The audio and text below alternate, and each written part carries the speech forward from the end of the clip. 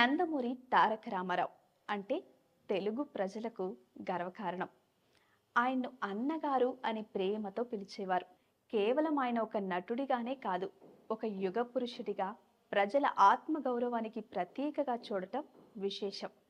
1923 మే 28న ఆంధ్రప్రదేశ్లోని కృష్ణా జిల్లా నిమ్మకూరు గ్రామంలో జన్మించిన ఎన్టీఆర్ చిన్ననాటి నుంచే సాహిత్యం, కళల పట్ల ఆసక్తి చూపారు.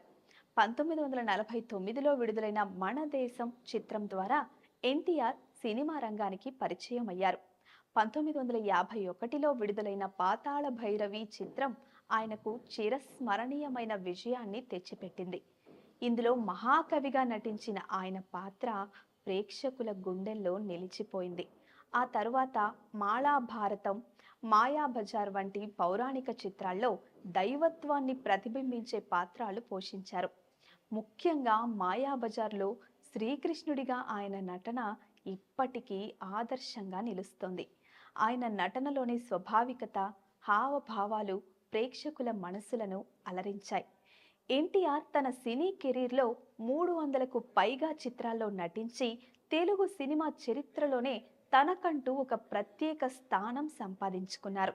దానవీర సూరకర్ణ, సత్య హరిశ్చంద్ర, నర్తనశాల వంటి చిత్రాల్లో ఆయన చేసిన పాత్రలు ప్రేక్షకుల హృదయాల్లో నిలిచిపోయాయి.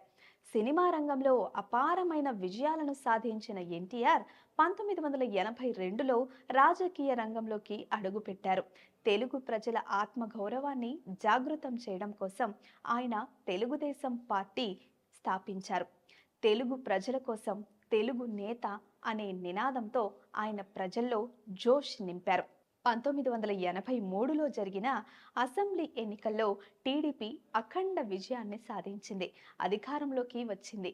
ఎన్టీఆర్ తొలి ముఖ్యమంత్రిగా బాధ్యతలు చేపట్టి ప్రజల సంక్షేమం కోసం అనేక మార్పులు తీసుకొని వచ్చారు. పేదల కోసం అన్నా క్యాంటీన్లు, రైతుల సంక్షేమం కోసం ఆర్థిక పథకాలు, మహిళల సాధికారత కోసం ప్రత్యేక కార్యక్రమాలు వంటి ఎన్నో సంక్షేమ పథకాలు ఆయన పాలనలో అమలయ్యాయి. ఎన్టీఆర్ రాజకీయ నాయకుడిగా కూడా ప్రజల గుండెల్లో చెరగని ముద్ర వేశారు. ఆయన చేసే ప్రసంగాలు, ప్రజల పట్ల ఆయన చూపించిన ప్రేమ, ప్రతి వ్యక్తికి ఒక కుటుంబ సభ్యుడిగా ఆయన వ్యవహరించిన తీరు అందరినీ ప్రభావితం చేసేది. ఆయన వ్యక్తిత్వం సాధారణ ప్రజల నుండి బడా రాజకీయవేత్తల వరకు అందరినీ ఆకర్షించేది. ఎన్టీఆర్ జీవితంలో కొంత సమయం రాజకీయ ఒత్తిళ్లతో మరియు కుటుంబ విభేదాలతో నిండిపోయింది. అయితే ఆ ఒత్తిళ్లను కూడా ఎదుర్కొంటూ ప్రజల కోసం పనిచేయడం ఆయన ధైర్యానికే నిదర్శనం. 1996 జనవరి 18న ఆయన గుండెపోటుతో మరణించారు. ఎన్టీఆర్ తెలుగు జాతికి ఒక గుర్తింపు. ఆయన సినిమాల్లో ప్రతిష్టాత్మక పాత్రలు పోషించడం ద్వారా తెలుగు సంస్కృతికి ప్రాచీన చరిత్రను చాటి చెప్పారు. రాజకీయాల్లో ఆయన సేవలు తెలుగు ప్రజల జీవితాల్లో మార్పును తీసుకువచ్చాయి. ఎన్టీఆర్ అన్న మాటలు, అనుభవాలు ఎల్లప్పుడూ చిరస్మరణీయాలు. Please subscribe to the channel and download the Politicos app from the links in the description.